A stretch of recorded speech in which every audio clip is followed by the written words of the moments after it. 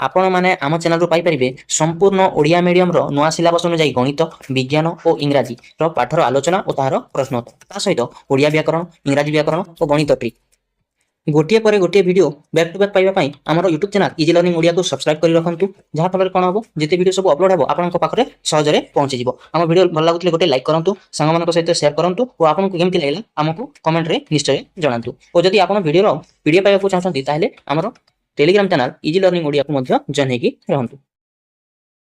Hello hi नमस्कार समस्त को आमर आउ एक नया वीडियो रे बहुत बहुत स्वागत।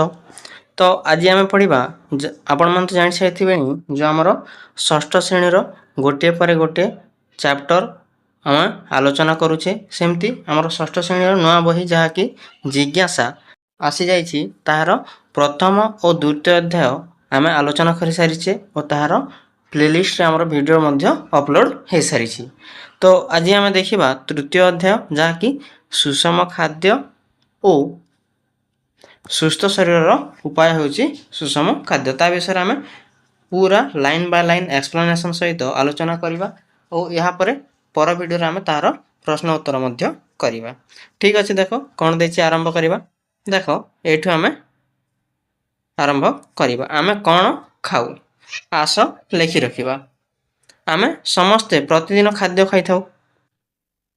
खाद्य आम दैनंदिन जीवन एक अत्यावश्यक उपादान जहाँकि सारणी 3.1 रे तुमे यही सप्ताह खाइथिबा खाद्य पदार्थर तालिका भुक्त कर।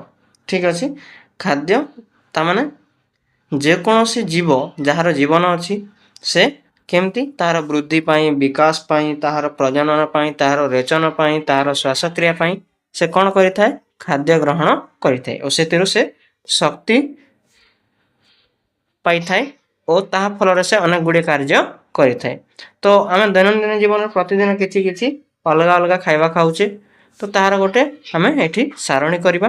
देख गोटे दुईटा मुझे करदेवी तुम जहाँ कौन गोटे सप्ताह भितर कौन कौन खाइल तुम निजे मन पकईकि खाइब ना गोटे गोटे दिन कर एजिटारू लिखिब एमती गोटे सारणी करिब जमीक सोमवार दिन कौन कौन खाइल सेटा एठी लिखिब।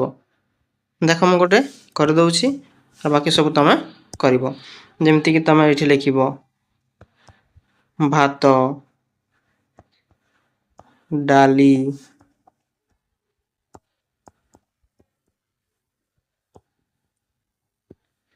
तरकारी शाग एमती किसी मनकर खाई ता परदिन कौन कौन खाइल एमती तुम लिखिब जमीक रुटी अंडा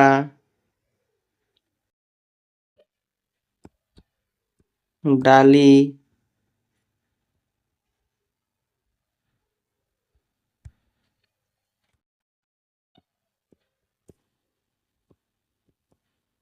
सालाड पिठा एमती किसी तुम गोटे सप्ताह कौन कौन खाइल तार गोटे एठी सारणी करिवो। तापर आगे कौन अच्छे देखा आम सारणी 3.1 रे संगृहित तथ्य तुम्हें तुम खाद्य विषय कौन अनुध्यान करुच।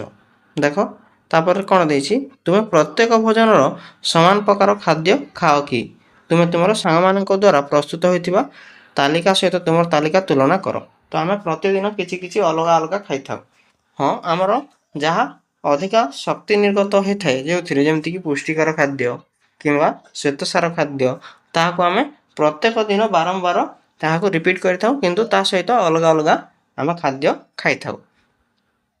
तापर कौन देखि देख तुमे एवं तुमर सांग माने खाउथिबा खाद्यर समानता एवं पार्थक्य को अनुध्यान कर जे तुमे जहाँ पाइल सेगुड़िक तुम खातारे लेख। तुमे हुए तो लक्ष्य करिपारिबो जे तुमे एवं तुमर सांग माने खाउथिबा खाद्यर विभिन्नता रही तुम अलगा खाऊला बेले तुम सांग अलगा खाऊे।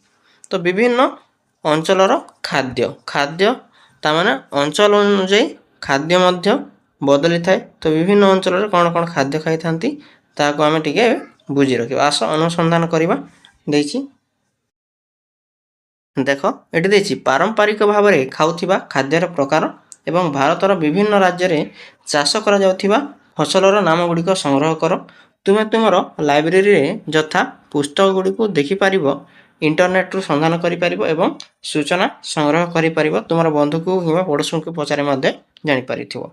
ଦେଖ, ତମେ ଜାଣ ଯେ ଆମର ଯେମିତିକି ଭାରତର ପଶ୍ଚିମ ରାଜ୍ୟଗୁଡ଼ିକୁ ଦେଖିବା, ତାହେଲେ ସେମାନେ କ'ଣ କରନ୍ତି, ଅଧିକା ରୁଟି, ଏମିତି ଥେପଲା, ଫାପଡ଼ା ଏମିତି କିଛି ଖାଇଥାନ୍ତି, ଯେମିତି ଗୁଜୁରାଟ, ରାଜସ୍ଥାନ ଏପଟକୁ। ଆଉ ଆମର ପୂର୍ବ ଆଡ଼କୁ ଯିବା, ଏମାନେ ଭାତ ଖାଇବେ, ଯେମିତିକି ଆମର ଓଡ଼ିଶା, ୱେଷ୍ଟ ବେଙ୍ଗଲ ଏସବୁ ଭାତ ଖାଆନ୍ତି।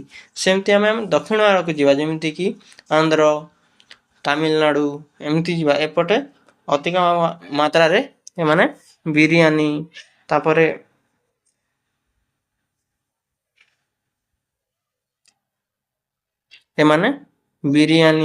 ତାପରେ ଢୋସା ଏମିତି କିଛି ଖାଇଥାନ୍ତି।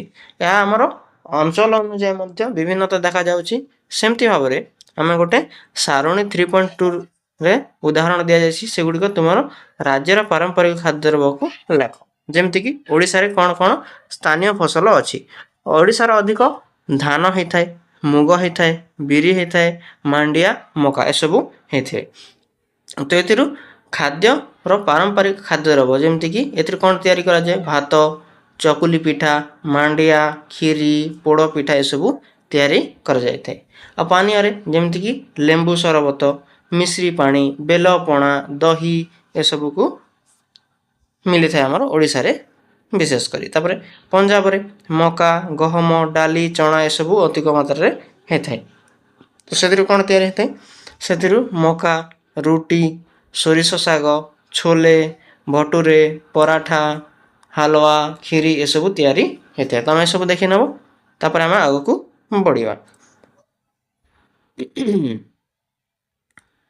ଆମ ଦେଶରେ ବିଭିନ୍ନ ରାଜ୍ୟରେ ବ୍ୟବହୃତ ପାରମ୍ପରିକ ଖାଦ୍ୟର ବିବିଧତା ଆମେ କାହିଁକି ଦେଖୁଛୁ? ଦେଖ, ଆମର ରହିବା ଅନୁଯାୟୀ, ଆମର ପରିବେଶ ଅନୁଯାୟୀ ମଧ୍ୟ ଆମର ଖାଦ୍ୟରେ ବିଭିନ୍ନତା ଦେଖାଯାଉଛି। ଯେଉଁ ଆଡ଼େ ଆମର ଅଧିକ ପାଣି ମିଳିବ, ସେ ଆଡ଼େ ଧାନ, ଗହମ ଏସବୁ ହେବ। ଯେଉଁ ଆଡ଼େ ପାଣିର କମ୍ ହେବ, ସେଆଡ଼େ ଅଲଗା ପ୍ରକାରର ତାମାନେ ଚାଷ କରାଯିବ। ଯେଉଁ ଏରିଆରେ ଅଧିକ ମାତ୍ରାରେ ଯାହା ମିଳିବ ସେଇଟାକୁ ଖାଇବେ। ତ ସେମିତି ଆକାରରେ ଆମେ କ'ଣ ଖାଦ୍ୟରେ ମଧ୍ୟ ବିଭିନ୍ନତା ଦେଖୁଛି। ତାପରେ ଦେଖ, ପାରମ୍ପରିକ ଖାଦ୍ୟ ଦ୍ରବ୍ୟ ଏବଂ ସ୍ଥାନୀୟ ଅଞ୍ଚଳରେ ଉତ୍ପାଦିତ ଫସଲ ମଧ୍ୟରେ ତୁମେ କ'ଣ ସମ୍ପର୍କ ପାଇବ? ତୁମେ ନିଶ୍ଚୟ ଦେଖିଯିବ ଯେ କୌଣସି ରାଜ୍ୟର ପାରମ୍ପରିକ ଖାଦ୍ୟ ସାଧାରଣତଃ ସେହି ରାଜ୍ୟରେ ଉତ୍ପାଦିତ ଫସଲ ଉପରେ ଆଧାରିତ ହୋଇଥାଏ। ଆମ ଓଡ଼ିଶାରେ ଅଧିକ ଧାନ ହୋଇଥାଏ, ସେଥିପାଇଁ ଆମ ଓଡ଼ିଶାରେ ଅଧିକ ମାତ୍ରାରେ ଭାତ, ଏମିତି ଚକୁଲି ଖାଇଥାନ୍ତି। ଭାରତ ହେଉଛି ଏକ କୃଷିଭିତ୍ତିକ ଦେଶ ଅଟେ, ଯେଉଁଥିରେ ବିଭିନ୍ନ ପ୍ରକାର ମୃତ୍ତିକା ରହିଛି। ଜଳବାୟୁ ଦେଖାଯାଏ। ମୃତ୍ତିକା ପ୍ରକାର ଏବଂ ଜଳବାୟୁ ଉପରେ ନିର୍ଭର କରି ବିଭିନ୍ନ ଅଞ୍ଚଳରେ ବିଭିନ୍ନ ଫସଲ ଚାଷ କରାଯାଇଥାଏ। ତ ସେମିତି ଭାବରେ ଭାରତର ବିଭିନ୍ନ ଅଞ୍ଚଳରେ ଖାଦ୍ୟର ପଦାର୍ଥ ସେହି ନିର୍ଦ୍ଦିଷ୍ଟ ଅଞ୍ଚଳର ଉତ୍ପାଦିତ ଶସ୍ୟ, ଖାଦ୍ୟ ରୁଚି, ସଂସ୍କୃତି ଏବଂ ପରମ୍ପରା ଅନୁଯାୟୀ ହେଇଥାଏ। ଏଇଟା ତୁମେ ଜାଣିଛ, ଏଥିରେ କିଛି ନାହିଁ। ଆଗକୁ ବଢ଼ିବା। ଦେଖ, ସମୟ କ୍ରମେ ରୋଷେଇ ପ୍ରଣାଳୀ କିପରି ବଦଳୁଛି। ତ ଦେଖୁଥିବ ଯେ ଆଗ ମାଆମାନେ କ'ଣ କରୁଥିଲେ, ଏମିତି ହାଣ୍ଡିରେ ରୋଷେଇ କରୁଥିଲେ କିମ୍ବା ଚୁଲିରେ ରୋଷେଇ କରୁଥିଲେ। ଏବେ ଗ୍ୟାସ୍ ଆସିଗଲାଣି। ଗ୍ୟାସ୍ ପରେ ଇଣ୍ଡକ୍ସନ୍ ବା ଆମ ହିଟର ୟୁଜ୍ କରୁଛେ। ତାପରେ ଆଉ କିଛି ଇଲେକ୍ଟ୍ରିକ୍ କିମ୍ବା ଆଉ ଅଲଗା କିଛି ବି ଆସିପାରେ। ତ ଏମିତି ସମୟ କ୍ରମରେ ରୋଷେଇର ପ୍ରଣାଳୀ କିମ୍ବା ତାହାର ବ୍ୟବହାର କରିବାର ସବୁ ଜିନିଷ କେମିତି ତାହାର ବଦଳୁଛି ବା ତାହାର କିପରି ପରିବର୍ତ୍ତନ ହେଉଛି, ତା ବିଷୟରେ ଆମେ ଦେଖିବା। ତ ତୁମେ ଜାଣିବାକୁ ପାଇଲ ଯେ ଖାଦ୍ୟ ଅଭ୍ୟାସ ସବୁ ରାଜ୍ୟରେ ଭିନ୍ନ ଭିନ୍ନ ହୋଇଥାଏ। ଆମର ଖାଦ୍ୟ ରୁଚି ଏବଂ ଖାଦ୍ୟ ପ୍ରଣାଳୀ ପରସ୍ପର ଠାରୁ ଭିନ୍ନ ହୋଇପାରେ। ସମୟକ୍ରମେ ଆମର ଖାଦ୍ୟ ଅଭ୍ୟାସ ଓ ରୋଷେଇ ପ୍ରଣାଳୀରେ ପରିବର୍ତ୍ତନ ମଧ୍ୟ ହେଉଛି। ଆଲୋଚନା କରିବା। ଦେଖ, ଆସ ଆଲୋଚନା କରିବା। ବୟସ୍କ ଲୋକମାନଙ୍କ ଠାରୁ ସେମାନଙ୍କର ଖାଦ୍ୟ ଅଭ୍ୟାସ ଏବଂ ରୋଷେଇ ପ୍ରଣାଳୀ ବିଷୟରେ ସୂଚନା ସଂଗ୍ରହ କରିବା ପାଇଁ ପ୍ରଶ୍ନର ଏକ ତାଲିକା ପ୍ରସ୍ତୁତ କର। ନିମ୍ନରେ ଦିଆଯାଇଥିବା ନମୁନାକୁ ପ୍ରଶ୍ନ ରହିଛି। ଦେଖ, ତୁମେ କିପରି ପ୍ରଶ୍ନ ପଚାରିବ। ତୁମ ଘରର ବୟସ୍କ ଲୋକମାନଙ୍କୁ ପଚାରିବ ଯେ ତୁମେ ଏବେ କେଉଁ ପ୍ରକାର ଖାଦ୍ୟ ଖାଉଛ। ସମୟକ୍ରମେ ରୋଷେଇ ପ୍ରଣାଳୀରେ କି ପରିବର୍ତ୍ତନ ହୋଇଛି, ଆଉ କିପରି ରୋଷେଇ କରାହେଉଥିଲା, ଏବେ କିପରି ରୋଷେଇ କରାହେଉଛି, ତାହାକୁ ତୁମ ଘରର ଯେଉଁ ବୃଦ୍ଧ ଥିବେ, ଆଈ, ଅଜା ଏମିତି ପଚାରିବ। କ'ଣ ପାଇଁ ପରିବର୍ତ୍ତନ ହୋଇଛି, ତାହାର କାରଣ ଖୋଜିବ। ତ କ'ଣ ତାହାର କାରଣ ହେଉଛି ଯେଉଁଠିକି ଆମେ ଚୁଲି ରୋଷେଇ କରିଥିଲେ ଏବେ କ'ଣ ପାଇଁ ଗ୍ୟାସ୍ ବ୍ୟବହାର କରୁଛି କ'ଣ ପାଇଁ ଆମେ ହିଟରର ବ୍ୟବହାର କ'ଣ ପାଇଁ କଲା ଆଉ ଯେମିତି କରିଥିଲା ସେମିତି କ'ଣ ପାଇଁ ଏବେ ରୋଷେଇ କରୁନାହାନ୍ତି ତାହାକୁ ତମେ ଘରେ ପଚାରିବ। ପ୍ରସ୍ତୁତ ପ୍ରଶ୍ନ ଆଧାରରେ କିଛି ବୟସ୍କ ବ୍ୟକ୍ତିଙ୍କ ସାକ୍ଷାତକାର କରିନିଅ। ଦେଖ ଯେମିତି ପ୍ରଥମେ ଚୁଲି ରୋଷେଇ କରାହେଉଥିଲା ସେମିତି ଶିଳ କିମ୍ବା ଶିଳପୁଆରେ ସବୁ ବାଟି କି ଯାହା କିଛି କରାହେଉଥିଲା ଏବେ କ'ଣ ହେଇଗଲା ଷ୍ଟୋଭ୍ କିମ୍ବା ଆମର ହିଟର ଆସିଗଲା କିମ୍ବା ଏବେ ବଟା ସିଷ୍ଟମ୍ ନାହିଁ ଏବେ କ'ଣ ଗ୍ରାଇଣ୍ଡର ଆସିଗଲା। ତ ଏମିତି କିଛି ପରିବର୍ତ୍ତନ ଦେଖାଯାଇଛି ଯାହା ବିଷୟରେ ଆମେ ପାଠରେ ଆଉ ସମ୍ପୂର୍ଣ୍ଣ ଆଲୋଚନା କରିବା। ଏବେ ଦେଖ ତୁମେ ସାକ୍ଷାତ କରୁଥିବା କ'ଣ ଜାଣିବାକୁ ପାଇଲ। ରୋଷେଇ ପ୍ରଣାଳୀ ଯାହାକୁ ରୋଷେଇ କରିବା ପ୍ରକ୍ରିୟା ମଧ୍ୟ କୁହାଯାଏ ସମୟକ୍ରମେ ବଦଳିଛି। ପାରମ୍ପରିକ ଏବଂ ଆଧୁନିକ ରୋଷେଇ ମଧ୍ୟରେ ବହୁତ ପାର୍ଥକ୍ୟ ରହିଛି। ଆଗ ତମେ ଦେଖିଥିବ ଯେ ମାଛ ଯେଉଁ ତରକାରୀ କରୁଥିଲେ ସେମାନେ ଆଗ ଛାଣୁ ନଥିଲେ ବା ଛାଣିବା ତାପରେ ରୋଷେଇ କରିବା ଏତେ ଜଣା ନଥିଲା। ଏବେ ଧୀରେ ଧୀରେ ପ୍ରଥମେ ଫ୍ରାଏ କରୁଛନ୍ତି ତାପରେ ଥରେ ମସଲା କରିକି ଫେର ଥରେ ରୋଷେଇ କରୁଛନ୍ତି। ଏମିତି ଧୀରେ ଧୀରେ ସ୍ୱାଦ ଅନୁସାରେ ମଧ୍ୟ ଆମର ରୋଷେଇର ପ୍ରଣାଳୀ ବଦଳି ଯାଇଛି। ପୂର୍ବରୁ ଅଧିକାଂଶ ରୋଷେଇ କାଠ ଚୁଲା ବ୍ୟବହାର କରି କରାଯାଉଥିଲା। ଆଜିକାଲି ଅଧିକାଂଶ ଲୋକ ଆଧୁନିକ ଗ୍ୟାସ୍ ଚୁଲା ବ୍ୟବହାର କରି ରୋଷେଇ କରୁଛନ୍ତି। ପୂର୍ବରୁ ଅଧିକାଂଶ ମସଲା ପ୍ରସ୍ତୁତି ଶିଳରେ ବଟା ଯାଉଥିଲା ଆଜିକାଲି ତାହା ଗ୍ରାଇଣ୍ଡର ସହଜରେ ଅତି ସହଜରେ ହେଇପାରୁଛି। ଏଇଟା ତମେ ଜାଣିଛ। ଆଗକୁ ଦେଖିବା ଆମେ ଖାଦ୍ୟ ଉପାଦାନ ଗୁଡ଼ିକ କ'ଣ କ'ଣ। ନିତୁ ଏବଂ ମିଷ୍ଟି ସେମାନଙ୍କ ବିଦ୍ୟାଳୟରେ ଆୟୋଜିତ ପାରମ୍ପରିକ ଖାଦ୍ୟ ମେଳା ପରିଦର୍ଶନ କରିଥିଲେ। ଏହି ମେଳାର ବିଷୟବସ୍ତୁ ଥିଲା ସୁସ୍ଥ ଖାଆନ୍ତୁ ସୁସ୍ଥ ରହନ୍ତୁ। ଦେଖ ଏଇଟା ଦେଖିନି ବ୍ରହ୍ମପୁରର ଖାଦ୍ୟ କ'ଣ କ'ଣ ଥିଲା ସମ୍ବଲପୁରର ଖାଦ୍ୟ କିପରି ଥିଲା ବାରିପଦାର ଖାଦ୍ୟ କ'ଣ କ'ଣ ଥିଲା ତାହା ଏଠି ଦେଖାଯାଇଛି।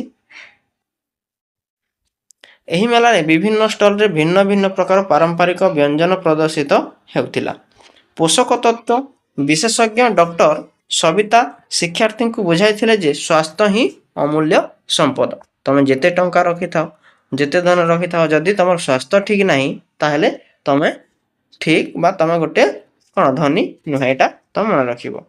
ତ ଏମିତି ଭାବରେ କ'ଣ ଆମେ ବୁଝିଲେ ଯେ ସ୍ୱାସ୍ଥ୍ୟକୁ ଆମେ ପ୍ରଥମେ ଠିକ୍ ସେ ରଖିବା। ଆସ ଜାଣିବା ଯେ ଉକ୍ତି ଦ୍ୱାରା ଡକ୍ଟର ସବିତା କ'ଣ ବୁଝାଇଥିଲେ। ତୁମେ କେବେ ଖାଇବାକୁ ଭୁଲିଛ କି? ଯେତେବେଳେ ତୁମେ ଖାଇବା ଭୁଲିଯାଅ ସେତେବେଳେ ତୁମେ କେମିତି ଅନୁଭବ କର ତାହାକୁ ତମେ ଏଠି ସାର୍ଙ୍କ ସହିତ ଆଲୋଚନା କରିବ। ଯଦି ଆମେ କିଛି ସମୟ ପର୍ଯ୍ୟନ୍ତ ଖାଦ୍ୟ ଯଦି ନ ଖାଇବା ତାହେଲେ କ'ଣ ହେବ କ୍ଳାନ୍ତ ଦୁର୍ବଳ ଅନୁଭବ କରିଥାଉ। ତୁମେ କାହିଁକି ଭାବ ଯେ ଜଣେ ମାରାଥନ ଧାବିକା ଦୌଡ଼ ସମୟରେ ଏବଂ ପରେ ଗ୍ଲୁକୋଜ୍ ପାଣି ପିଅନ୍ତି? ତମେ ଯଦି ଜାଣିଛ ତାହେଲେ ଏଇଟା ଆଲୋଚନା କରିବ ଯଦି ଜାଣିନ ତାହେଲେ ଏବେ ମୁଁ କହିବି ତମେ ମନେ ରଖିବ। ତ ଗ୍ଲୁକୋଜ୍ ତୁରନ୍ତ ଶକ୍ତି ପ୍ରଦାନ କରିଥାଏ। ଦେଖ ଆମେ ଯଦି ଖାଦ୍ୟ ଖାଇବା ଭାତ ଖାଇବା ରୁଟି ଖାଇବା ତାହାକୁ କ'ଣ ହେବ ତାହା ପାଚିବା ପାଇଁ କେମିତି 4-5 ଘଣ୍ଟା ନେଇଯିବ।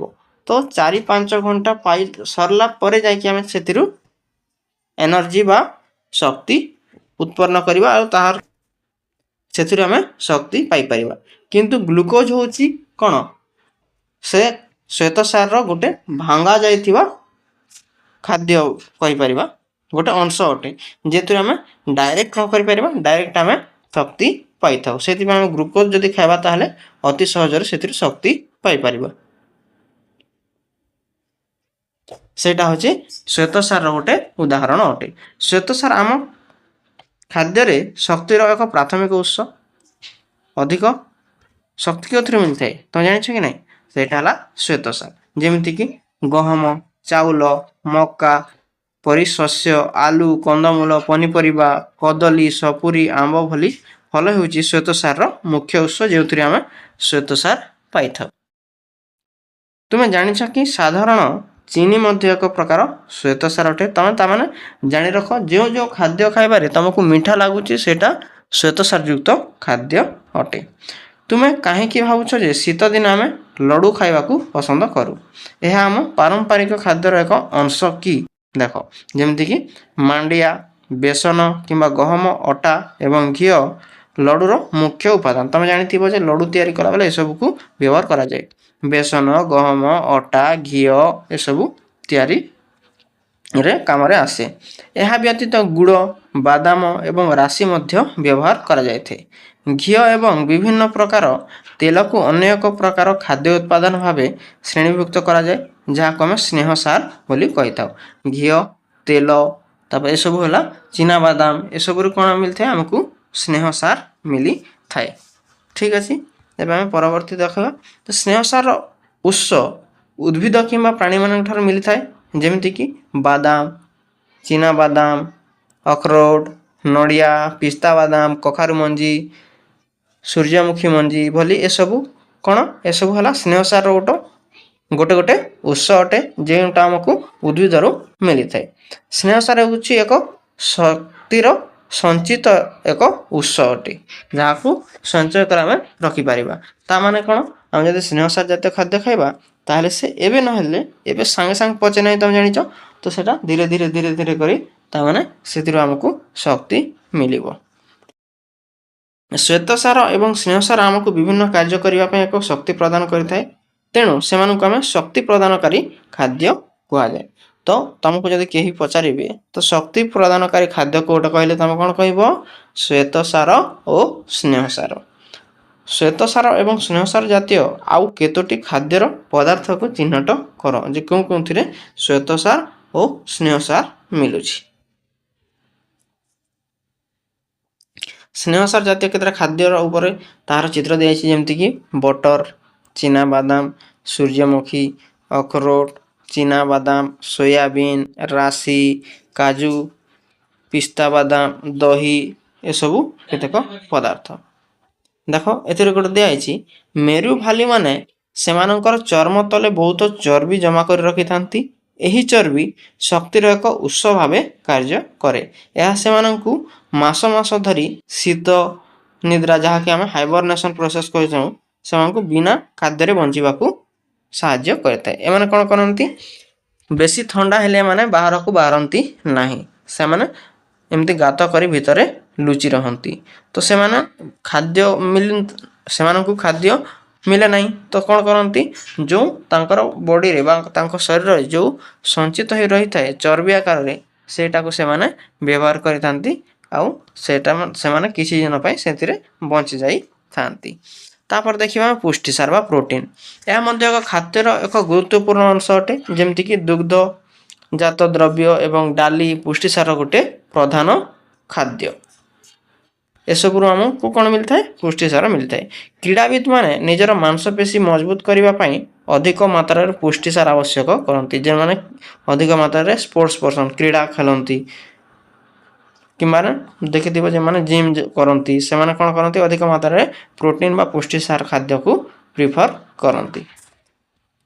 ଉଦ୍ଭିଦ ତଥା ପ୍ରାଣୀମାନଙ୍କ ଠାରୁ ଲୋକମାନେ ପୁଷ୍ଟିସାର ପାଇଥାନ୍ତି, ଯେମିତିକି ଡାଲି, ବିନ୍ସ, ମଟର, ବାଦାମ ଆଦି ପୁଷ୍ଟିସାର ଖାଦ୍ୟ ଉଦ୍ଭିଦ ଭିତ୍ତିକ ଉତ୍ସ ଅଟେ। ପ୍ରାଣୀମାନଙ୍କ ଠାରୁ ମଧ୍ୟ ମିଳିଥାଏ, ଯେମିତିକି କ୍ଷୀର, ଛେନା, ଅଣ୍ଡା, ମାଛ, ମାଂସ, ଏସବୁ ଆମେ ପ୍ରାଣୀମାନଙ୍କ ଠାରୁ ପାଇଥାଉ, ଯାହାକି ଆମକୁ ପୁଷ୍ଟିସାର ଯୋଗାଇଥାଏ।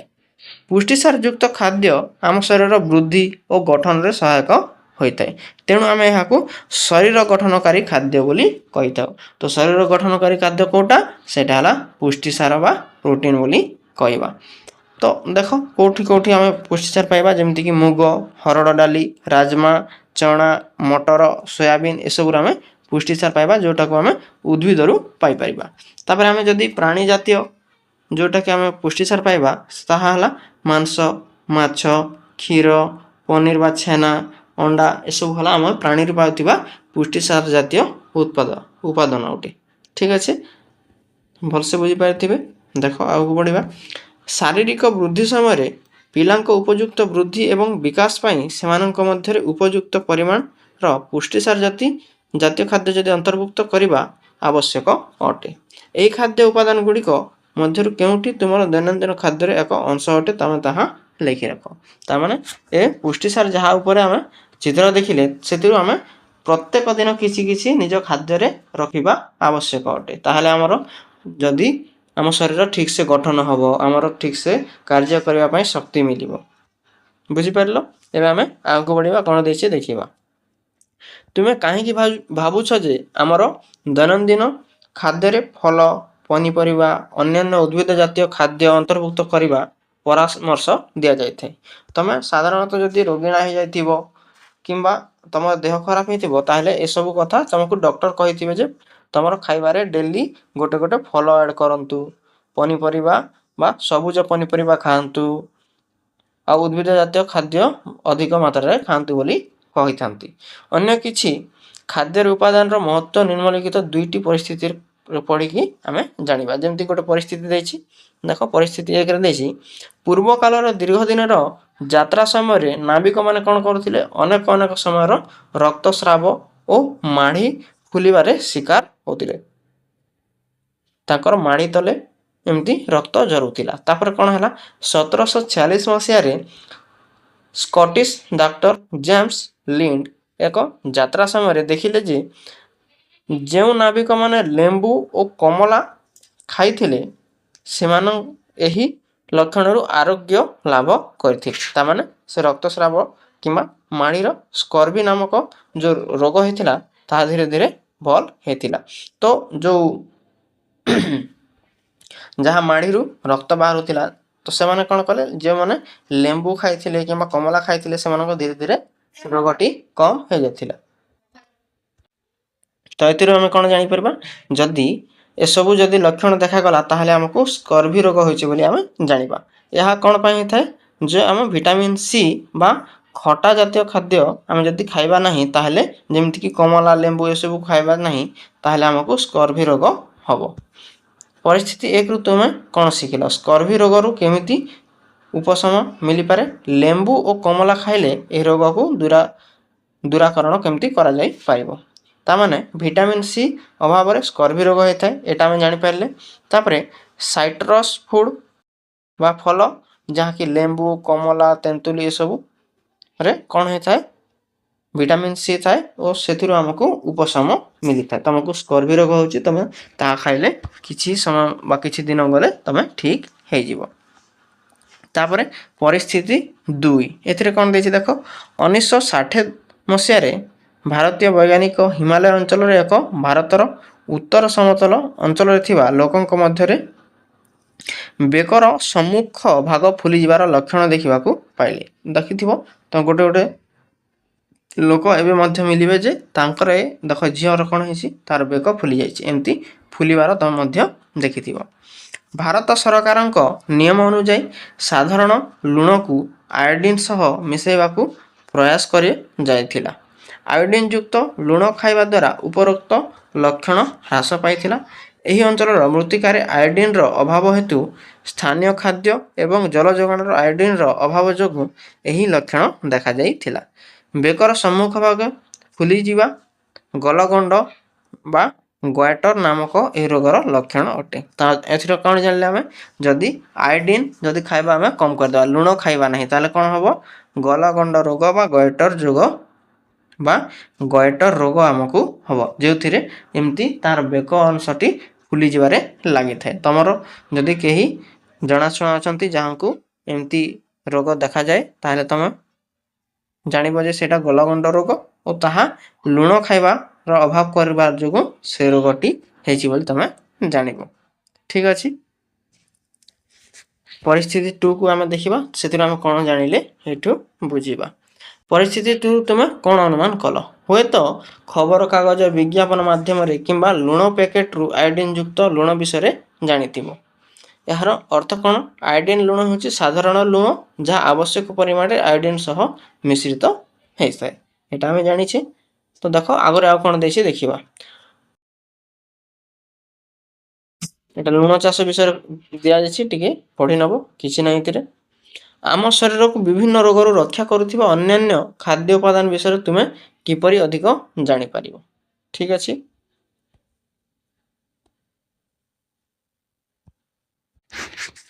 ଆସ ଏକ ସର୍ବେକ୍ଷଣ କରିବା।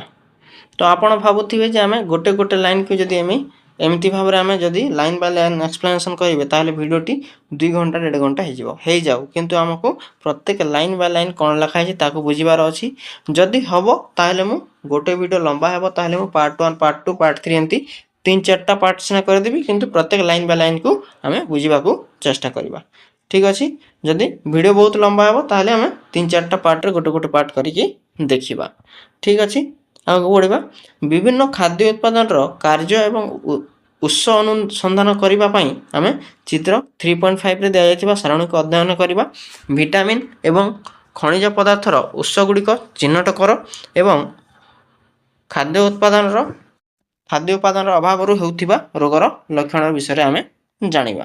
देख कौन दिया छै देखिबा ए लक्षण को खाद्य सहित संपर्कित अभाव जनित रोग को आमे चिन्हट करबा। देखो ए सारणी अछि ए सारणी को आमे भलो भाबरे बुझिबा एथिरे कोन कोन दिया जाय छै। तो ए पर्यंत जानिथिबणी हमको खाद्य खाइले कोन कोन मिली थाए। खाद्य खाइबा जोगो हमको कोन कोन मिली थाए एथिरे देखो टिके टिके आमे लिखिना। तो खाद्य खाइले हमको प्रथमे श्वेत सार मिली थाए,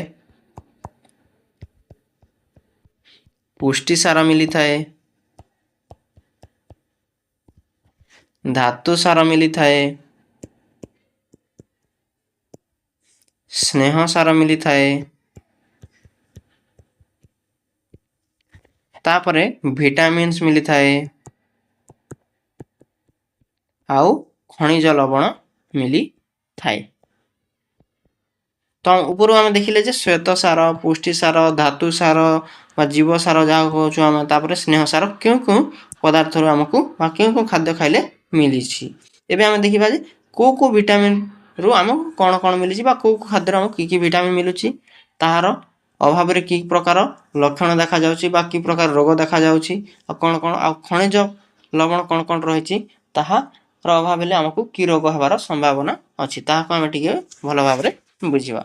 देखो गोटे गोटे कर पढ़िबा। तो आशा करी आपण माने टिके हरबर हेबेनी धैर्यर सहित हमरो वीडियो को देखिबे बहुत किछि सिखबा को मिलिबो। मु आपन को गारंटी देई कहबी आपण बहुत किछि एठारो सिखिकी जिबे। ठीक अछि आरंभ करिबा।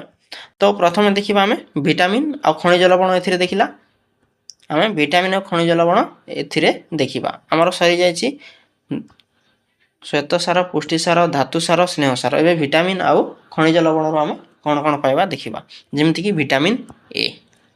विटामिन ए खाद्य रो कार्य कोन आखि और चर्म को कोन कहि थाए सुस्थ रखि थाए। हमर आखि सुंदर देखा जिवो हला आउ हमर चर्म मध्य चिकन देखा जिवो। तो एटा को खाद्य खाइले हमकु ए सब विटामिन ए मिलिबो। जेमति कि अमृतभंडा, गाजर, आंब, क्षीर जदि ए सब आमे दैनंदिन जीवन रे हमर खाद्य रे सब को जदि आमे रखिबा ताहेले हमर ए सब आखि और चर्म को सुस्थ रखिबारे सहाय्य करिवो। खाद्य रो अभाव जनित रोग ए सब जदि खाइबा नाही आमे जदि ए सब खाइबा नाही ताहेले कोन हबो दृष्टिहीन ह्रास हे जिवो। हमर आखि भलो भाबरे देखा जिवो नाही। तो जदि आखि भलो भाबरे देखा जिवो नाही ताहेले हमर शरीर रे की प्रकार रो लक्षण देखा जिवो जेमति कि दुर्बल दृष्टि शक्ति हे जिवो। हमको आखि भलो देखा जिवो नाही। तापरे अंधार रे दृष्टि शक्ति ह्रास हे जिवो। अंधार रे ठीक से देखा जिवो नाही ताहाको हमें अंधार कोणा बोली कि मध्य कहिथाउ। तम गोटे मूवी देखिथिबो हमर ओडिया रे मध्य अछि आउ हिंदी रे मध्य अछि सेतिरे कोन कहिथाउ अंधार हेले किछि से गोटे हीरो को देखा जाई न थाए। तो एंति भाबरे तमे सेटा भाबिनियो जे सेटा विटामिन ए रो अभाव रु हेउछि बोली। बेले बेले दृष्टि शक्ति संपूर्ण हराइबार मध्य आशंका रही थाए। कोन अभाव हेले विटामिन ए अभाव हेले एटा वेरी वेरी इंपोर्टेंट या को तमे जेमति हेले मने रखिबो। ठीक अछि एबे हम आगु पढिबा। तापर देखिबा विटामिन बी1। बी1 कोन पय लिखा अछि बी रो मध्य 3-4टा विटामिन अछि। देखो बी1 लिखा अछि बी रो बी1 अछि, बी2 अछि, बी3 अछि, बी6 अछि, बी12 अछि। ए सब तमे उच्च श्रेणी गले भलो भाबरे पढिबो। ठीक अछि तो एथिरे बी1 रो जदि हमें देखिबा ताहेले एहा की प्रकार कार्य करिवो। जदि विटामिन बी1 थिबा खाद्य खाइबा ताहेले हमें हृदपिंड सुस्थ रहिबो। हृदपिंड बोले जानि छ कि नै जानि न ताहेले हमें आहार पर पाठ रे आलोचना करिबा। हृदपिंड सुस्थ रखिबा एवं शरीर को विभिन्न कार्य करिबारे सहाय्य करिथाए विटामिन बी1। तापरे ଏଇଟା କେଉଁଥିରେ ମିଳିଥାଏ? ଡାଲି ଖାଇଲେ ଆମକୁ ମିଳିବ, ମଞ୍ଜି ଜାତୀୟ ଖାଦ୍ୟ, ତାପରେ ବାଦାମ, ଶସ୍ୟ, ଦୁଗ୍ଧ ଜାତୀୟ ଯଦି ଦ୍ରବ୍ୟ ଖାଇବା ତାହେଲେ ଆମକୁ ଭିଟାମିନ୍ B1 ମିଳିବ। ଯଦି ଏସବୁ ଖାଇବା ନାହିଁ ତାହେଲେ ଆମକୁ କ'ଣ ହେବାର ସମ୍ଭାବନା ଅଛି? ଆମକୁ ଭିଟାମିନ୍ B1 ଅଭାବରୁ ବେରି ବେରି ରୋଗ ହେବାର ସମ୍ଭାବନା ଦେଖାଯାଇଥାଏ। ଯାହାକି କି ପ୍ରକାର ଲକ୍ଷଣ ଦେଖାଯିବ? ଆମର ଗୋଡ଼ ହାତ ସବୁ ଫୁଲିଯିବ, ଝିମ୍ ଝିମ୍ ହେଇଯିବ, ମୁହଁ ପୋଡ଼ିବା ପରି ଲାଗିବ କିମ୍ବା ଜଳିଯିବ, ଶ୍ୱାସକ୍ରିୟାରେ କଷ୍ଟ ହେବ, ଆମକୁ ନିଶ୍ୱାସ ପ୍ରଶ୍ୱାସ ନେବାରେ ଅଧିକ କଷ୍ଟ ଅନୁଭବ ହେବ। ଏମିତି ଭାବରେ ଆମର ଲକ୍ଷଣ ଦେଖାଯିବ ଯଦି ଭିଟାମିନ୍ B1 ର ଅଭାବ ହେବ। ତାହାକୁ ଆମେ ବେରି ବେରି ରୋଗ ହେଇଛି ବୋଲି କହିବା। ଆଶା କରୁଛି ଆପଣମାନଙ୍କୁ ଅତି ସହଜରେ ବୁଝି ପାରିଥିବେ। ଠିକ୍ ଅଛି, ଏବେ ଆମେ ଆଗକୁ ବଢ଼ିବା। ଯେମିତିକି ଭିଟାମିନ୍ ସି ବା ସାଇଟ୍ରସ୍ ବୋଲିକରି କହିବା। ସାଇଟ୍ରସ୍ ଫଳରେ ଥାଏ, ଶରୀରକୁ ରୋଗ ସହ ଲଢ଼ିବାରେ ସାହାଯ୍ୟ କରିଥାଏ। ଯେମିତିକି ତୁମ ଶରୀରରେ ରୋଗ କରିବା ପାଇଁ ବାହାର ଅଣୁଜୀବ ଆସିବ, ତାହେଲେ ସେ କ'ଣ କରିବ? ତା ବିରୁଦ୍ଧରେ ଭିଟାମିନ୍ ସି ଖାଇବ, ତାହେଲେ ସେ ରୋଗ ପ୍ରତିରୋଧକତା ମାନେ ଶକ୍ତି ବଢ଼ାଇବ ଆଉ ତା ସହିତ ଲଢ଼ିବ। ତ ଏସବୁ କେଉଁ ଖାଦ୍ୟରେ ମିଳିଥାଏ? ଯେମିତିକି ଅଁଳା, ପିଜୁଳି, କଞ୍ଚା ଲଙ୍କା, କମଳା, ଲେମ୍ବୁ ଏସବୁ ଖାଇଲେ ଆମକୁ ଭିଟାମିନ୍ ସି ମିଳିଥାଏ। ତ ଭିଟାମିନ୍ ସି ଯଦି ଅଭାବ ହେବ ତାହେଲେ ଆମକୁ ସ୍କର୍ଭି ରୋଗ ହେବ। ଏବେ ଆମେ ଉପରୁ ମଧ୍ୟ ଟିକେ ପଢ଼ିଥିଲେ। ଦେଖ ଏଥିରେ କି ପ୍ରକାର ଲକ୍ଷଣ ଦେଖାଯାଏ? ଯଦି ସ୍କର୍ଭି ରୋଗ ହେବ ତାହେଲେ କ'ଣ ହେବ? ମାଢ଼ିରୁ ରକ୍ତସ୍ରାବ ହେବ, ତମ ମାଢ଼ିରୁ ଟିକେ ଟିକେ ରକ୍ତ ବାହାରିବ, କ୍ଷତ ବିଳମ୍ବରେ ଭଲ ହେବ। ଯଦି କିଛି ଘା ହେଇଗଲା ତାହେଲେ ସେ ବହୁତ ସମୟ ପର୍ଯ୍ୟନ୍ତ ସେମିତି ରହିବ ଆଉ ଶୁଖିବ ନାହିଁ। ତାପରେ ଆମେ ଭିଟାମିନ୍ ଡି କୁ ଦେଖିବା। ଭିଟାମିନ୍ ଡି ର କାର୍ଯ୍ୟ କ'ଣ? ହାଡ଼ ଓ ଦାନ୍ତ ପାଇଁ କ୍ୟାଲସିୟମକୁ ଶୋଷିବାରେ ସାହାଯ୍ୟ କରିଥାଏ। ତ ଏଇଟା ଆମକୁ କେଉଁଥିରୁ ମିଳିବ? ସୂର୍ଯ୍ୟ କିରଣରୁ ମିଳିବ।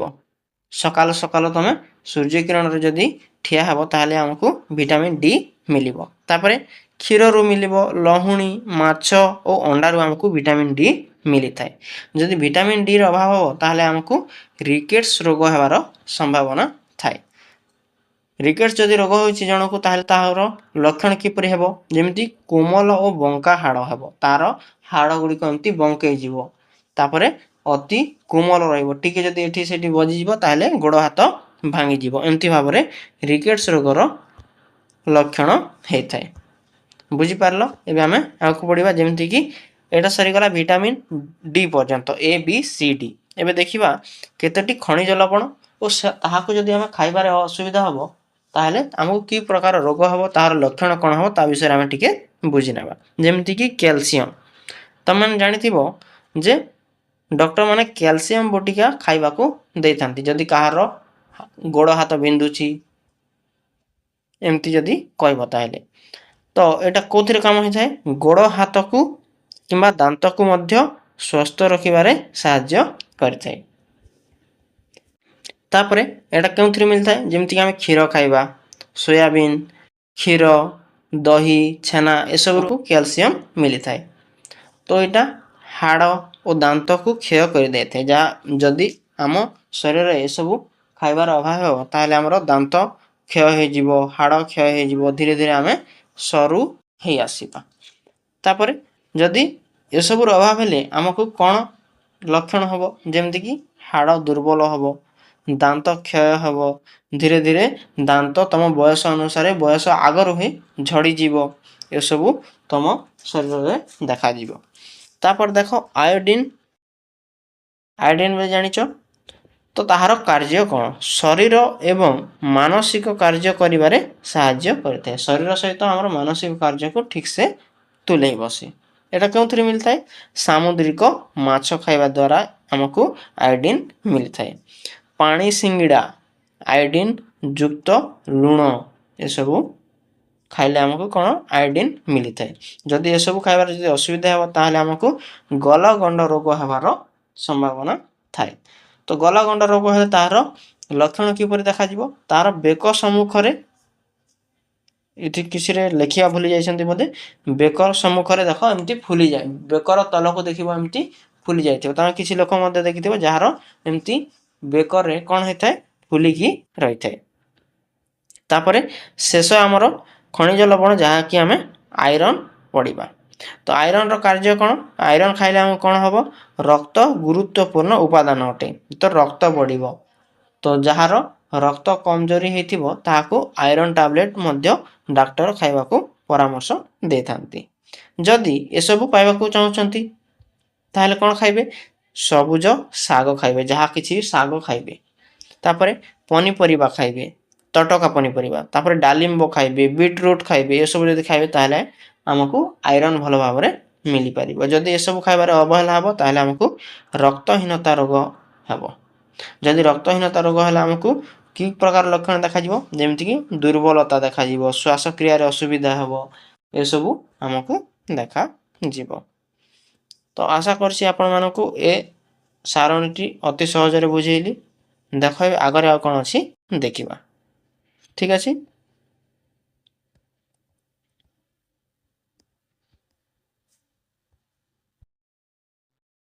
सारणी 3.3 रु तुमे जानिछ जे जीवसार विटामिन जेमति कि ए, B1, C एवं D एवं धातुसार जहाँ कि मिनरल्स कैल्शियम, आयोडीन और आयरन आदि होछि दुई प्रकार उपादान जहाँ आम शरीर को विभिन्न रोगरू रक्षा करने पाई साहाय्य करिथाए। किंतु आम विटामिन एवं खनिज लवण अभाव जनित रोगरू किपरि दूरेई पारिबा ता विषय आम जानिबा। देख अनेक गुड़े जिनस दिखाई आउ से आमर उपादान मान दि जाइए। विटामिन ए रखी उस दि जाइए जमीती कि विटामिन ए क्षीर मिली थाए, आंबर मिली थाए, गाजर मिली थाए, अमृतभंडारू मिली थाए। एसबू को जदि आम खाइबा ताहले हमको विटामिन ए मिलिबो। बुझीगला? तो सेमती भाव में आम विटामिन B1 रो उत्स गुड़िक देखा। क्षीर, गहम, अलसी मंजी, चाउल, पनीर, कखारु मंजी ये सब जदि आम खाइबा दैनंदिन आम जीवन ये सब जदि आम खाइबारे कौन करवा रखिबा ताहले हमको विटामिन B1 मिलिबो। सेमती आम विटामिन सी रो किछि उत्स दिया अछि। तुम देखो निजे निजे मते पढ़ी परिबो जेमति कि जो जिंस खटा लागे जेमति कि टमाटो, कमला, पिजुली, सबुज रंगर लंका, लेंबू, अला ए सब खाइले आम विटामिन सी पाई परिबा। सेमती भाव विटामिन डी रो उत्स गुड़िक दिया जाइछि जेमति खाद्य उपयोगी छतु। छतु भी अनेक प्रकार थाए जेमति कि जोटा विषाक्त छतु गुड़िक मध्य थाए सेति पॉइंट लिखा है खाद्य उपयोगी छतु। तापर अंडा, माछ, क्षीर, बटर बा लहुणी आम जहाँ कहूचे से गुड़िक आम विटामिन डी पाइबा। तो देख विभिन्न विटामिन रो किछि उत्स आम जान लेबे। तो जो खाद्य उपादान शक्ति प्रदान करिथाए, आम अभिवृद्धि रे सहायक होइथाए एवं शरीर को रोगरू रक्षा करिथाए एवं विभिन्न शारीरिक क्रिया बजाय रखी थाए ताहाको आम कोन कहबा पोषक बोली कहिथाउ बा न्यूट्रिएंट इंग्रजी आम ताहाको कहिथाउ। आम खाद्य रे थिबा प्रमुख पोषक मध्य रे कार्बोहाइड्रेट, प्रोटीन, फैट, विटामिन एवं मिनरल्स अंतर्भुक्त। कार्बोहाइड्रेट, प्रोटीन, फैट, विटामिन और मिनरल्स एटा को तुम भल भाव टिके मन रखिबो। विटामिन एवं मिनरल्स रु सुरक्षा प्रदानकारी पोषक मध्य कह जाए। ए सब कौन कह जाए जोटा विटामिन और मिनरल्स ताको आम सुरक्षा प्रदानकारी पोषक कह जाए। कौन पाई कह जाए? एगुड़िक खाइले आम बाहर जो अणुजीव जोटा आम क्षतिकारी अणुजीव गुड़िक अच्छी ताहार विरुद्ध रे कौन आम शरीर रे एंटीजन प्रस्तुत करे ता अनुसार से लड़ी थाए जमीती कि आमको जेकोसी रोगरू रक्षा करने से आमको सुरक्षा प्रदानकारी पोषक बोली कही था क्या विटामिन और मिनरल्स को।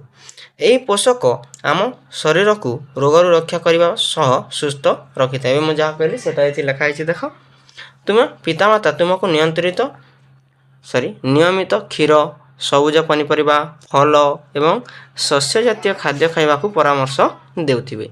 एही खाद्य पदार्थ गुड़िक विटामिन एवं खनिज लवणर उत्स अटे। जदियो विटामिन एवं मिनरल्स अल्प मात्रा के आवश्यक किंतु यह आम शरीर पाई अत्यंत जरूरी अटे।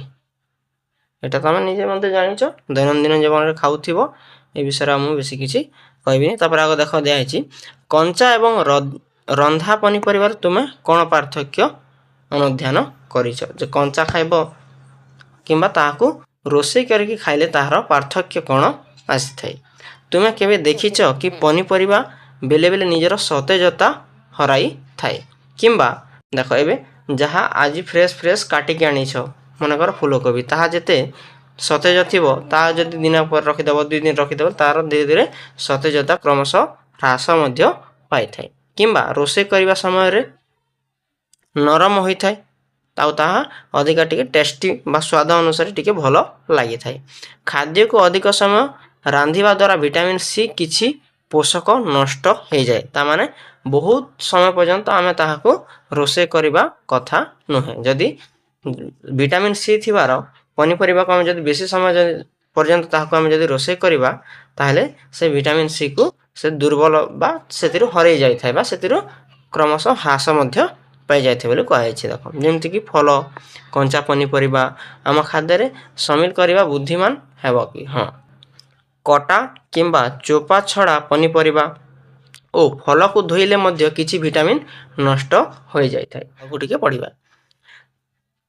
ତେବେ ରାନ୍ଧିବା ବା କଞ୍ଚାରେ ଖାଇବା ପୂର୍ବରୁ ସମସ୍ତ ଫଳ ପନିପରିବାକୁ ଭଲ ଭାବରେ ଧୋଇବା ପାଇଁ ପରାମର୍ଶ ମଧ୍ୟ ଦିଆଯାଇଅଛି। ସେଇଟା ମଧ୍ୟ କୁହାଯାଇଛି। ଆଗରୁ ଧୋଇବା କଥା, କିନ୍ତୁ କାଟି ସାରିଲା ପରେ ଧୋଇବା କଥା ନୁହେଁ ଏତେ ଭଲ ଭାବରେ। ବୁଝିପାରିଲ? ଫଳ ଓ ପନିପରିବାରେ ପ୍ରଚୁର ମାତ୍ରାରେ ତନ୍ତୁ ବା ଫାଇବର ରହିଥାଏ। ଆସ ଜାଣିବା ତୁମେ ତନ୍ତୁ ଜାତୀୟ ଖାଦ୍ୟ ଆମ ଶରୀର ପାଇଁ ଲାଭଦାୟକ କି ତାହାକୁ ଆମେ ଟିକେ ଜାଣିବା। ଅତ୍ୟାବଶ୍ୟକ ପୋଷକ ତତ୍ତ୍ୱ ବ୍ୟତୀତ ଆମ ଶରୀରକୁ ତନ୍ତୁ ଜାତୀୟ ଖାଦ୍ୟ ଏବଂ ପାଣିର ଆବଶ୍ୟକତା ମଧ୍ୟ ରହିଛି। ପ୍ରତ୍ୟେକ ଦିନ 3 ରୁ 4 ଲିଟର ପାଣି ପିଇବା ଆବଶ୍ୟକ ଆମର ଶରୀର ପାଇଁ। ତ ଏସବୁ ଖାଲି ଖାଦ୍ୟ ପାଇଁ, ଯେମିତିକି କାର୍ବୋହାଇଡ୍ରେଟ୍, ପ୍ରୋଟିନ୍, ଭିଟାମିନ୍, ତା ସହିତ ଆମକୁ କ'ଣ ଏ ଶରୀରକୁ ଜଳ ମଧ୍ୟ ଆବଶ୍ୟକ ହୋଇଥାଏ ବା ପାଣି ମଧ୍ୟ ଆବଶ୍ୟକ ହୋଇଥାଏ। ତନ୍ତୁ ଜାତୀୟ ଖାଦ୍ୟକୁ ଆମେ ରଫେଜ ମଧ୍ୟ କୁହାଯାଏ। ଏହା ଆମ ଶରୀରକୁ କୌଣସି ପୋଷକ ପ୍ରଦାନ କରେ ନାହିଁ, ତଥାପି ଏହା ଆମ ଶରୀରର ଏକ ଅତ୍ୟାବଶ୍ୟକ ଉପାଦାନ ଅଟେ। ଏହା ଆମ ଶରୀରର ହଜମ ହୋଇନଥିବା ଖାଦ୍ୟକୁ ହଜମ କରିବାରେ ସାହାଯ୍ୟ କରେ ଏବଂ ଭଲ ଭାବରେ ମଳ ବାହାର କରିବାରେ ସାହାଯ୍ୟ କରିଥାଏ। ତୁମେ ଜାଣିଥିବ ଯେ ଫାଇବର ବା ରଫେଜ ଖାଦ୍ୟ ଗୁଡ଼ିକ କ'ଣ କରୁଛି, ଯେଉଁଥିରେ ଅଧିକା ତନ୍ତୁ ଥିବ ସେ ଆମର ପେଟ ସଫା କରିଥାଏ ବା ଆମର ଯେତେ ମଳ ଯଦି ଅଧା ହଜମ ହୋଇକି ରହିଥିବ ତାହାକୁ ବାହାରକୁ କାଢ଼ିବାରେ ସାହାଯ୍ୟ କରିଥାଏ। ଆମ ଖାଦ୍ୟରେ ରଫେଜ ମୁଖ୍ୟତଃ ଉଦ୍ଭିଦ ଠାରୁ ମିଳିଥାଏ। ତାମାନେ ତୁମେ ଭାବୁଥିବ ଯେ ସେ ତନ୍ତୁ ଜାତୀୟ ଖାଦ୍ୟ ବା ତାହା କେଉଁଟା, ଯେମିତିକି ସବୁଜ ପନିପରିବା, ତାଜା ଫଳ, ଚକି ପେଶା ଅଟା, ଚୋପା ଲଗା ଡାଲି, ମଞ୍ଜି ଜାତୀୟ ଖାଦ୍ୟ ରଫେଜର ଉତ୍ତମ ଉତ୍ସ ଅଟେ। ଏସବୁ ଯଦି ଆମେ ଖାଇବା, ଏଇଟା ଫାଇବର, ମନେ ରଖିଛ କି ନାହିଁ? ଫାଇବର ତ ଯାହା କରୁ ଟିକେ ପେଟ ବଥା ହେଇଥାଏ, ଭଲରେ ପେଟ ସଫା ହୋଇନଥାଏ, ସକାଳ ବେଳେ ଟିକେ ମଳ ଭଲ ଭାବରେ ସଫା ହୋଇନଥାଏ, ତାହାକୁ ଡକ୍ଟର ଏସବୁ ଖାଇବାକୁ ପରାମର୍ଶ ଦେଇଥାନ୍ତି। ଯେମିତିକି ସବୁଜ ପନିପରିବା, ତାଜା ଫଳ, ଚକି ପେଶା ଅଟା, ଏସବୁ ଗୁଡ଼ିକରେ ପ୍ରଚୁର ମାତ୍ରାରେ ଫାଇବର ବା ତନ୍ତୁ ଥାଏ, ଯାହାକୁ ଆମକୁ ପେଟ ସଫା କରିବାରେ ସାହାଯ୍ୟ କରିଥାଏ। ତାପରେ ଦେଖ ଆଗକୁ ଦେଖିବା। ଆଗରେ ଅଛି ସ୍ଥାନୀୟ ଅଞ୍ଚଳରେ ଉତ୍ପାଦିତ ଏବଂ ଉଦ୍ଭିଦ ଭିତ୍ତିକ ଖାଦ୍ୟ ଖାଇବା କେବଳ ଶରୀର ପାଇଁ ସ୍ୱାସ୍ଥ୍ୟକର ନୁହେଁ, ବରଂ ଆମ ପରିବେଶ ଓ ପୃଥିବୀ ପାଇଁ ମଧ୍ୟ ଉତ୍ତମ ଅଟେ। ଏହା ଏମିତି କ'ଣ ପାଇଁ ଲେଖା ହେଇଛି ଦେଖ। ଯଦି ଆମେ ଏସବୁ ସ୍ଥାନୀୟ ଅଞ୍ଚଳରେ ଯାହା ବାହାରିବ ତାହାକୁ ଯଦି ଖାଇବା, ତାହେଲେ ସେ ମାଟିରେ ଜଲ୍ଦି ମଧ୍ୟ ମିଶିଯିବ। କିନ୍ତୁ ଆମେ ଯେମିତିକି ପ୍ୟାକେଟରୁ କିମ୍ବା ବାହାରୁ ଯଦି ଖାଦ୍ୟ ମଗାଇବା, ଯେମିତିକି ଆମେ ସ୍ୱିଗି, ଏଇଟା ସେଥିରେ କେତେ ପ୍ରକାର ଜରି ଆସୁଛି, ସେଇଟା ଆମ ପାଇଁ ଶରୀର ପାଇଁ ମଧ୍ୟ ଠିକ୍ ନୁହେଁ। ସେ ଜରିକୁ ବାହାରେ ଫୋପାଡ଼ିବା ଆଉ କରିବା, ଆମର ପରିବେଶ ପାଇଁ ମଧ୍ୟ ପ୍ରଦୂଷଣକାରୀ ହୋଇଯିବ। ତ ସେଥିପାଇଁ ଆମ ପାଖରେ ଉତ୍ପାଦିତ ହେଉଥିବା ଖାଦ୍ୟ କିମ୍ବା ଉଦ୍ଭିଦ ଭିତ୍ତିକ ଖାଦ୍ୟ ଖାଇବା ଭଲ ଅଟେ, ଆମ ଶରୀର ପାଇଁ ମଧ୍ୟ ଓ ଆମର ପରିବେଶ ପାଇଁ ମଧ୍ୟ। ଜଳ ଆମ ଖାଦ୍ୟର ଏକ ଅତ୍ୟାବଶ୍ୟକ ଉପାଦାନ। ଏହା ଶରୀରକୁ ଖାଦ୍ୟର ପୋଷକ ଶୋଷିବାରେ ସାହାଯ୍ୟ କରିଥାଏ। ଝାଳ ଓ ପରିସ୍ରା ମାଧ୍ୟମରେ ଶରୀରର ବର୍ଜ୍ୟବସ୍ତୁ ବାହାର କରିଥାଏ। ନିଜକୁ ସୁସ୍ଥ ରଖିବା ପାଇଁ ନିୟମିତ ପର୍ଯ୍ୟାପ୍ତ ଭାବରେ ପାଣି ପିଇବା ଉଚିତ।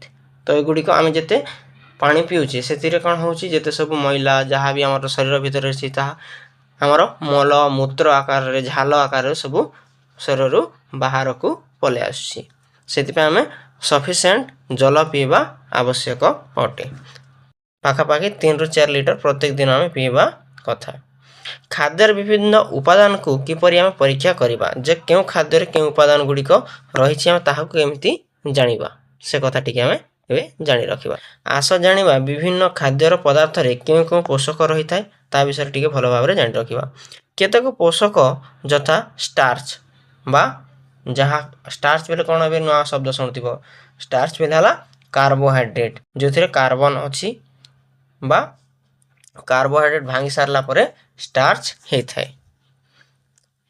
फैट बा तमे जहा को स्नेह सार बोली कहिता तापर प्रोटीन पुष्टि सार सरल परीक्षा माध्यम रे चिन्हट करा जाय पारे जे एक खाद्य गुडी को हम केउ केउ खाद्य रु पाइबा बा हम जदी भात खाउचे सेतिरु कोन पाउचे बा चाउल भात रे चाउल रो भात होउची तो चाउल रे कोन अछि फैट अछि ना प्रोटीन अछि ना स्टार्च अछि कोन अछि तो एतिरु हम केमति निजे मध्ये परीक्षा करिबा आउ बुझिबा जे केउ खाद्य रे हमको कोन मिली थाए देखो स्टार्च बा मंडद परीक्षा तो हम केमति केउ खाद्य रो स्टार्च मिली थाए ताहाको हम केमति परीक्षा करिबा ता विषय टिके हम जानिबा देखो अल्प परिमाण रे खाद्य पदार्थ जथा आलू काकुड़ी पाउरुटी भात सिझा बुट छेचा चिना बादाम तेल बटर कोरा कटा नडिया परीक्षा पाई तुमे अन्य खाद्य सामग्री मध्ये नै पाइबो केते गुडी तमे कोन करबो एम्ति टिके टिके टिके टिके टिके टिके नबो जहा को हमें परीक्षा करिबा आउ केमति जानिबा जे ए परीक्षा करि सारला परे को खाद्य रे हमको कोन मिलुची देखो हमें को परीक्षा करूची जे स्टार्च मिलिबो कि नहीं ए सब खाद्य रो को खाद्य रो स्टार्च मिलिबो ताहा को हमें परीक्षा करिबा देखो तो ए सब को नै गरे तमे अलगा खाद्य गुडी को मध्ये नेबो आ ताहा को एबे आ कोन करिवो मु कहूची देखो तापर लेखा है देखो एठी प्रत्येक जिनिस रो अल्प अल्प नै अलगा अलगा पात्र रखबो गोटे गोटे पात्र रे गोटे गोटे उपादान गुडी कर किछि किछि अंश एम्ति रखिबो ड्रॉपर सहाय्य रे गोटे ड्रॉपर नेबो ड्रॉपर देखो एठी ए व्यवहार करथिबा देखो ए ड्रॉपर कहंती बुझलो एम्ति गोटे ड्रॉपर नेबो आ तार सहाय्य रे प्रत्येक सामग्री रो ऊपर 2-3 बुंदा गोटे तरल आयोडीन द्रवण पकेबो आयोडीन द्रवण तमको मिली जिवो नल तमरो श्रेणी शिक्षक को ए एक्सपेरिमेंटा करी को दे तमे कोन करबो तमरो श्रेणी शिक्षक पाख को जीवो ओ एक्सपेरिमेंट करी की देखेबा पई कहिबो से माने आ भलो भाबरे बुझे देबे मु कहि दउची फिर भी प्रत्येक खाद्य सामग्री रो 2-3 बुंदा कोन करबो तरल आयोडीन द्रवण नेबो आयोडीन द्रवण कोटा तामे सां को एटा पचरिबो नै सारला पर कोन करबो खाद्य रो द्रवण रे रंग रे कोनोसी परिवर्तन पाइछ कि नाही ताहा निरीक्षण करिवो देखो भलो भाबरे बुझे कोन कोन प्रथमे तमे जहाँ भी 3-4 प्रकार खाद्य रो गोटे गोटे एमती छोट छोट पीस रे 3-4 प्रकार एमती गोटे गोटे पात्र छोटे छोटे एमती कांची को पात्र जोतिरे नै जीवो तापर तार ऊपर कोन करबो तरल भाबरे आयोडीन द्रवण सेतिर पानी मिसै कि जहाँ भी हेतिबो तरल भाबरे जहाँ आयोडीन द्रवण थिबो सबुतरी एमती गोटे गोटे बुंदा 2-2 बुंदा एमती ऊपर ऊपर एमती पके देबो सबुतरी पके देलो तापरे किछि समय गला पर देखिबो जे सेतिर कोनोसी प्रकार परिवर्तन देखा जाउछि ना सेमती भाबरे ही अछि जेमती निरीक्षण करिवो निरीक्षण कर सारला परे देखिबो जे से माने कोन होबे गाढ़ नील होई जाउछंती कि ताहाको देखिबो सारणी 3.4 रे तुमे निजर परिवीक्षण को लेखिबो गाढ़ नील रंग स्टार्स रो उपस्थिति को एटा खाली गोटे पॉइंट मन रखो जे जो द्रवण कोन हे जिवो गाढ़ नील कलर रो हे जिवो बा रंग रो हे जिवो सेतिर जानिबो जे से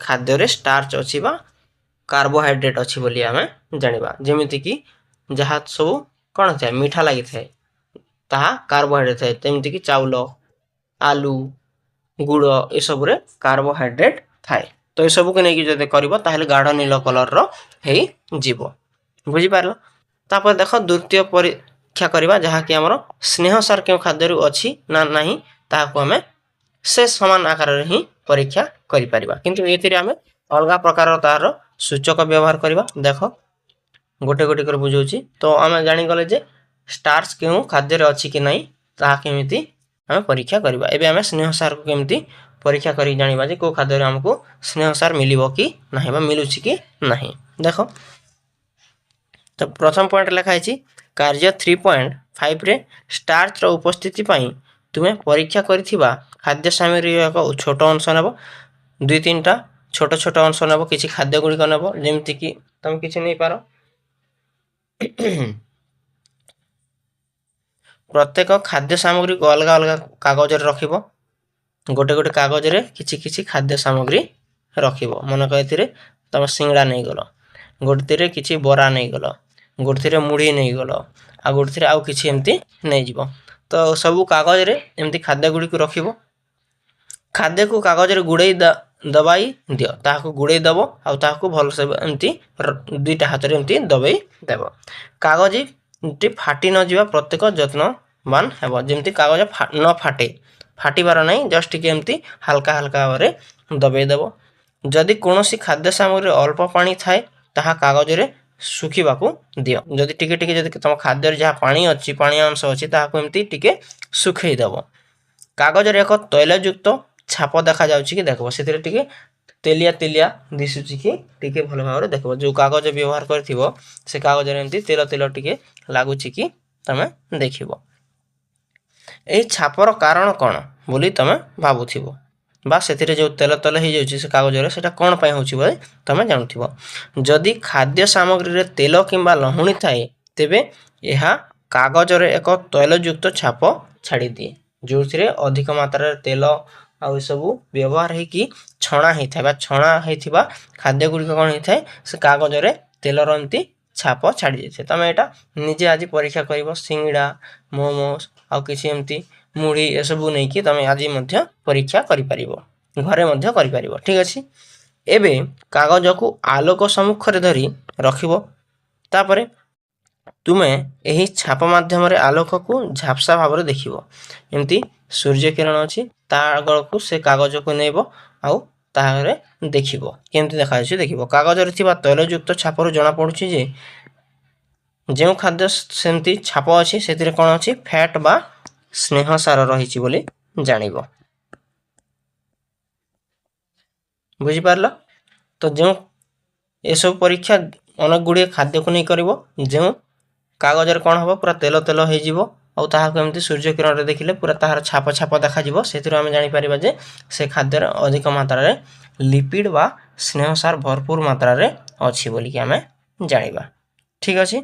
तमे एमती करी परीक्षा करि परिबो।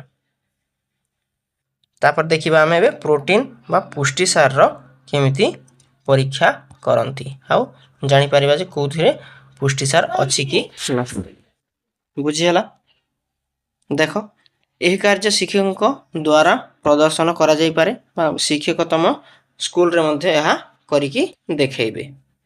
पूर्व कार्य रे परीक्षा करा जायथिबा खाद्य पदार्थ के नब, तुम से जो आलू चाउल तेल सिंगड़ा से सब को नहीं मध्य करि परिबो।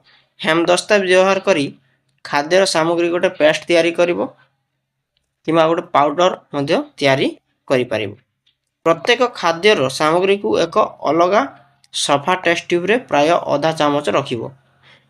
सबुथिरे टेस्ट ट्यूब रे एमती टेस्ट ट्यूब केमती था जानिछ कि नहीं, सब टेस्ट ट्यूब रे गोटे गोटे चामच रखिबो। रह करके देखो जी तुमको केमती गोटे टेस्ट ट्यूब नेबो। देखो एमती टेस्ट ट्यूब थाए तो 4-5टा एमती टेस्ट ट्यूब नेबो और सब खाद्य सेथिरे टिके टिके एमती भाव रे तुम जहाँ आगु नहीं ताको नहीं कि मध्य करि परिबो। एमती टिके टिके टिके टिके एमती पकेइबो। बुझी हला। तापर कोन करबो कहि देखो प्रत्येक टेस्ट ट्यूब रे 2-3 चामच पानी मिसाई भल भाव रे टिके गोलाई देबो। एथिरे टिके आउ पानी टिके टिके एमती पके देबो आ भल भाव रे टिके एमती गोलाई देबो। बुझी हला। तापर देखो गोटे ड्रपर व्यवहार करिवो और प्रत्येक टेस्ट ट्यूब रे 2-3 बुंदा कॉपर सल्फेट बा CuSO4 एटा कहंती। तुम सार को कहबो जे कॉपर सल्फेट टी कोन से भल भाव रे टिके आउ बुझे देबे, जहा को हम तुतिया बोली कि कहितांतु ताहाकू ता ए ऊपर ड्रपर सहायता रे टिके टिके एमती पके देबे। एमती बुझीगला एमती सबुथिरे ड्रपर साहाय्य रे एमती टिके टिके थी पकई देव बुझीगला भल भाव टिके हलाइकी टेस्ट ट्यूब जहाँ अच्छे टिके भल भाव किछि मिनिट स्थिर रखिदेव हलै सारला परे एमती किछि मिनिट रखिदेव तापर तुम कौन से देखिल ताकू टिके भल भाव ध्यान सहित देखिब जदि जो खाद्य कौन हम बैगणी रंग हो जहाँ जहाँ सब नहीं जो टेस्ट ट्यूब रे तुम नहीं ताकू लिखिकी रखिथिबो तो जो टेस्ट ट्यूब टी कौन हो बैगणी रंग हो से खाद्य आम प्रोटीन बा पुष्टिसार अच्छी बोली आम भल भाव जानिबा बुझीगला तो आम केमिति प्रोटीन सूचित खाद्य बा प्रोटीन मिलुथिबा खाद्य को आम केमिति भाव निजे घरे मध्य परीक्षा करि परिबा खाली हमको कौन दरकार कॉपर सल्फेट बा CuSO4 दरकार आशा करछि आपण मानको भल भाव बुझी पारथिबी तो एथिला हमर कोन स्नेहसार पुष्टिसार और हमर कार्बोहाइड्रेट केउथरु मिली थाए ताहाको हम केमिति घरे मध्य बसिकी परीक्षा करि परिबा एबे आमे हमर गोटे सारणी देछि सेतु आमे भरिबा देखो ए सारणी रे हम कोन कोन पाइले कोन कोन न पाइले से गुडी को आमे ए सारणी रे भरिबा जेमति देखो प्रथम देछि आलू आलू को जदि हम स्टार्च पई परीक्षा कले खाद्य पदार्थर रंग आयोडीन आगरु कोन थिला जेमति कि धला थिला तापर आयोडीन पके सारला पर कोन हो जिवो ता बदली जिवो कि केमति हो जिवो आलू रे कोन अछि स्टार्च अछि कि नहीं अछि तो सेति में कोन हो जिवो देखो आमे एठी पढी के आसले जे माने जानि न आउ टिके जानि रखो भल भाव रे याको पडिबो सेति में देखो गाढ़ नील रंग हे जिवो जोटा गाढ़ नील हे जिवो सेटा स्टार्च सेति रे थिबो कोन हे गला से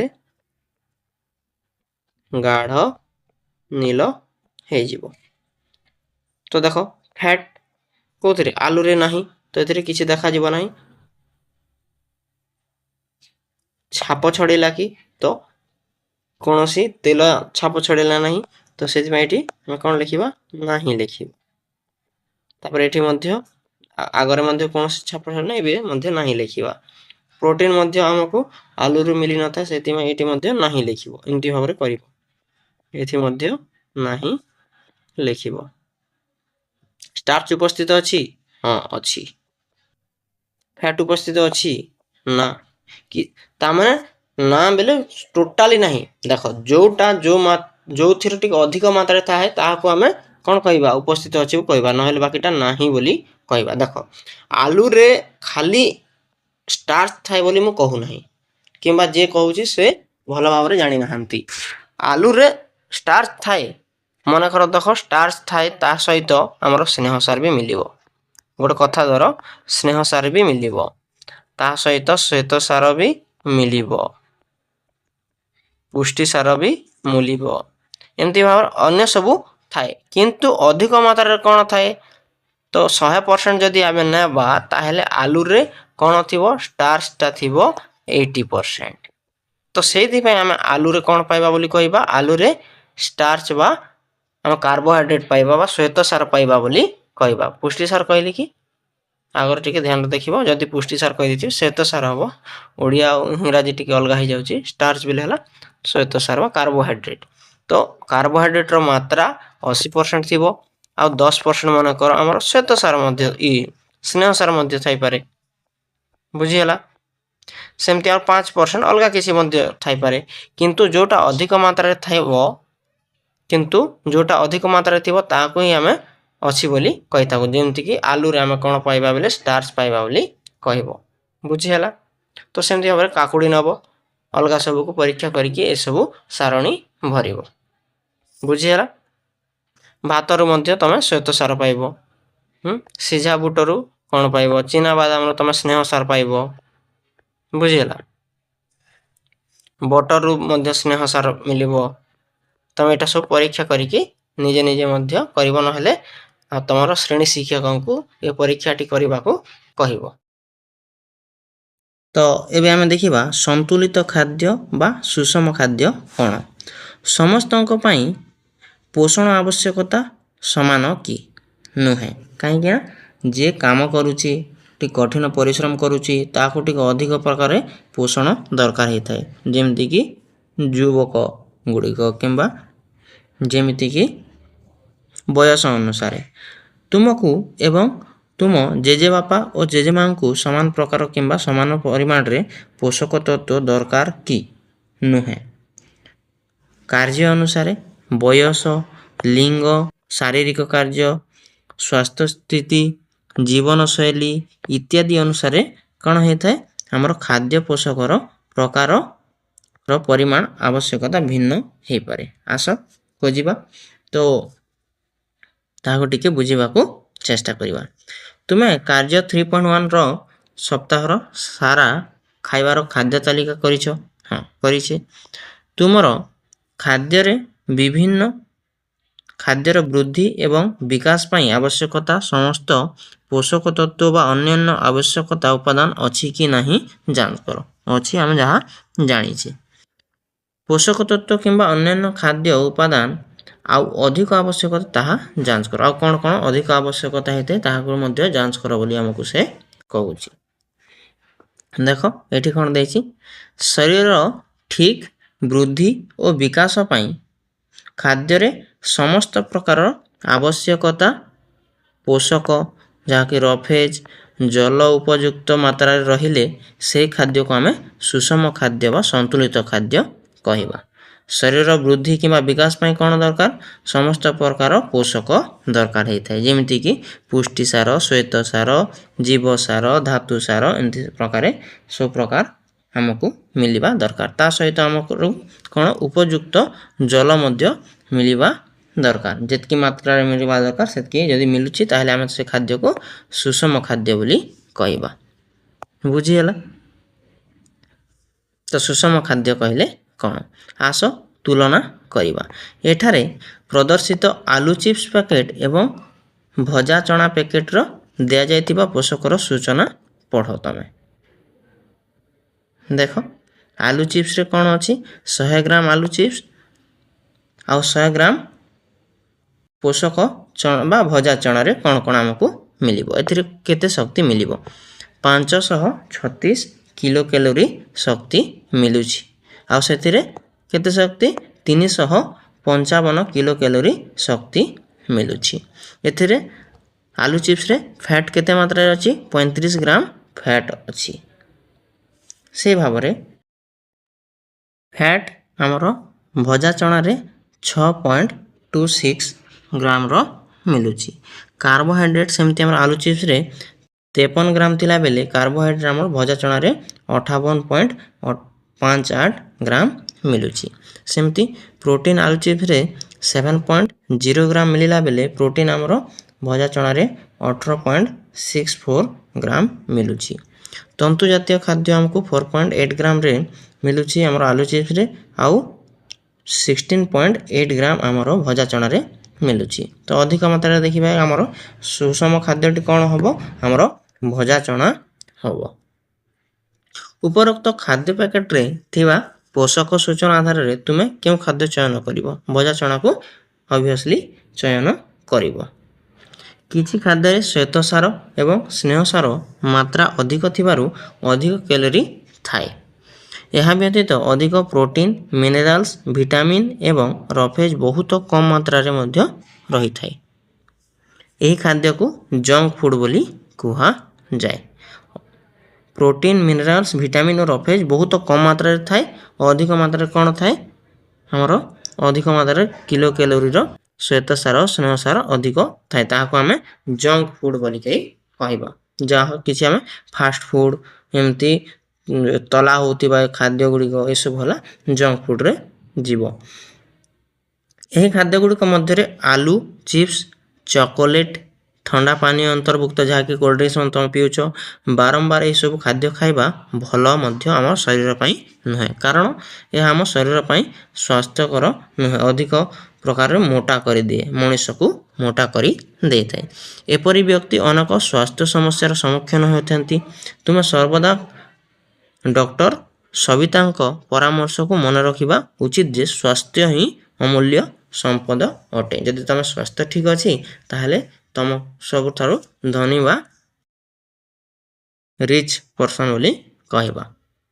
ତାପରେ ଦେଖ ସୁସ୍ଥ ରହିବା ପାଇଁ ଆମକୁ ଆମ ଶରୀରର ଯତ୍ନ ନେବା ଉଚିତ, ସନ୍ତୁଳିତ ଖାଇବା ଉଚିତ, ଆଉ ଜଙ୍କ ଫୁଡ଼କୁ କମ୍ ମାତ୍ରାରେ ଖାଇବା ଉଚିତ କିମ୍ବା ସମ୍ପୂର୍ଣ୍ଣ ଭାବେ ଯଦି ପାରୁଛେ ତାହେଲେ ଦୂରେଇ ରହିବା ଉଚିତ।